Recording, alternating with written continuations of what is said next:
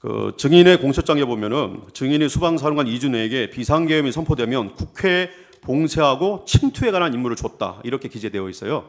공소장에. 정작 수방사령관 이준호는 국회 국방위에서 최초 임무는 국회를 경계하는 것이었다라고 말했는데 이런 이준호의 말에 비추어 보면은 국회를 봉쇄하고 침투해라라고 임무를 줬다는 것은 거짓이죠. 침투와 봉쇄는 상황에 안 맞습니다. 예 아니로만 대답해 주십시오. 비상계엄 시 민주당사와 여론조사 꽃으로 출동은 증인이 지시한 겁니까? 네, 다시 한번.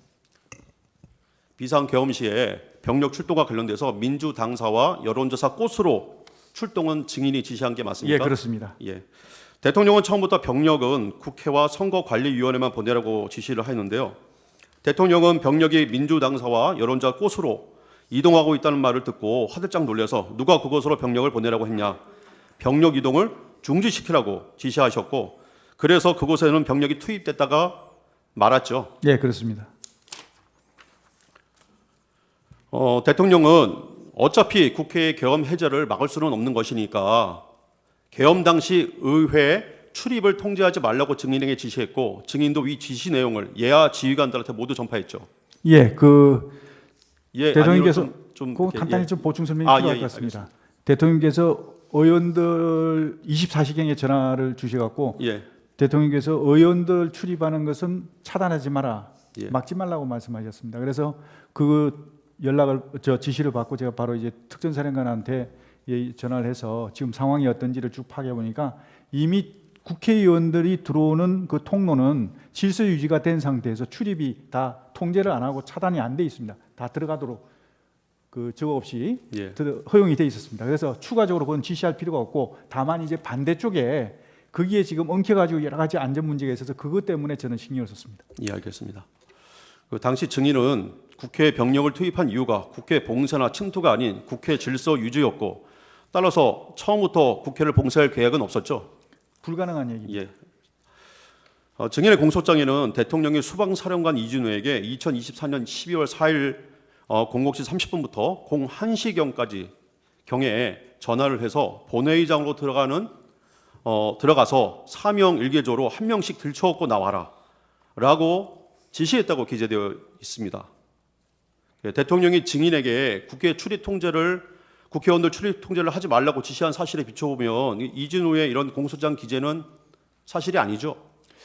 제가 이해가 안 가는 게 24시경에 대통령께서 전화 주셔갖고 그 국회의원들 출입하는 것은 차단하지 말고 막지 마라 그렇게 말씀을 하셨는데 불과 30분 후에 반대되는 그 말씀을 하셨다는 게 이해가 안 갑니다. 그리고 또 그런 지시를 하시려면 저를 통해서 하시지 않았겠습니까? 예, 알겠습니다. 다음 질문하겠습니다. 국회 소추단 주장과 검찰 공소장에 따르면 대통령이 또다시 수방사령관 이준호한테 전화해서 아직도 못 갔냐? 뭐 하고 있냐? 문 부수고 들어가서 끌어내. 총을 쏴서라도 문 부수고 들어가서 끌어내라. 라고 지시한 것처럼 기재되어 있습니다. 같은 공소장 기재의 내용에 의하더라도 당시 수방사 병력 중에 35특임대 37명만이 겨우 국회 울타리를 넘은 상태였고 나머지 병력은 다 여의도 한강공원, 그다음에 인근 도로, 서강대교 위에 위치하고 있었습니다. 또 이에 그 직전에 대통령도 수방사령관 이준호한테 전화를 해가지고 국회에 상황을 물었고 이에 그 이준호가 시민들이 많아서 국회를 들어갈 수 없다는 보고를 이미 받은 상태였는데 또 실탄을 소지한 병력은 단 한 명도 없었고 대통령이 실탄을 소지하지 말라고 강조해서 지시까지 또 하였고 또 군 지휘관들은 국회 증언이라는 데서 실탄을 소지한 바 없다고 증언까지 했었는데 총을 쏴서라도 지시를 했다는 것은 납득할 수 없는 거죠. 맞습니다. 예. 그 증인의 공소장에 보면 대통령이 01시 03분경에 그러니까 이미 계엄 해제가 요구안이 다 통과되고 난 다음입니다.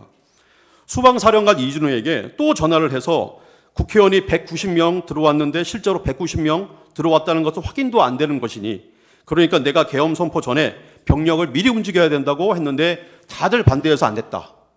그러면서 그래도 내가 2번, 3번 계엄령 선포하면 되는 거니까 계속 진행해. 이렇게 지시했다고 기재되어 있는데요. 이는 사실과 다르죠. 그것도 이해할 수 없습니다. 예, 그렇죠. 국회 요구 의결이 01시에 있었는데 01시 3분에 어떻게 이런 지시를 하겠습니까? 그 다음 질문하겠습니다. 대통령은 계엄 선포 후에 병력을 투입하고 지시한 바 있어 계엄 선포 전에는 병력을 움직였어야 된다라고 하는 말은 사실과 다르죠. 그렇습니다. 예. 대통령이 짧게 경고성 계엄을 한다고 누차 강조한 점에 비춰보면은 계엄을 2번, 3번 한다라고 말했다는 건 사실이 아니죠. 그렇습니다. 예. 증인의 공소장을 보면 2024년 12월 4일 00시 20분경에 대통령이 특전사령관 곽종근에게 아직 국회 내에 의결 종족수가 안 채워진 것 같으니 빨리 국회 안으로 들어가서 의사당 안에 있는 사람들을 데리고 나와라. 문짝을 도끼로 부수고서라도 안으로 들어가서 다 끄집어내라. 라고 지시하였다는데요. 특전사령관 곽종을 국회 국방위와 내량규정, 내량규명 국조특위에서 대통령이 도끼라고 말한 것은 듣도 보지 못했다고 얘기를 했습니다. 일관되게 진술하고 있어요. 또 대통령이 국회 출입을 통제하지 말라고 지시한 점에 비춰보면은 이런 곽종근에 관한 증인의 공소장 기재는 객관적인 사실과도 부합하지 않죠. 네, 그렇습니다. 예. 그 증인의 공소장을 보면은 2024년 12월 4일 00시 20분에서 00시 35분경에 증인이 특전사령관 곽종근에게 국회의원 150명이 안 되도록 막아라. 빨리 국회의사당 문 열고 안으로 들어가서 국회의원들 데리고 나와라. 라고 증인이 이런 말을 곽종근한테 실제로 한 사실이 있습니까? 없습니다. 예. 곽종근은 계엄 이후에 얼마 안 돼서 민주당 김병주 국회의원이 운영하는 김민중 TV라는 유튜브 채널에 나가서 바로 계엄 직후입니다. 김병주가 곽종근에게 의원들을 끌어내라라고 지시한 건 맞죠? 라고 하면서 유도 질문을 하여 마치 증인이 국회의원을 끌어내라고 곽종근한테 지시한 것처럼 하였는데 사실은 증인이 특전사령관 곽종근으로부터 국회 내 상황을 듣고서 너무 혼잡하다는 보고를 받고 사상자가 생길 수 있다는 판단에 의원이 아니라 요원을, 그죠? 요원을 빼내라고 한 것을 김병주 국회의원이 의원들 빼내라라는 것을 통과시킨 것이죠. 네, 그렇습니다. 예, 제가, 예.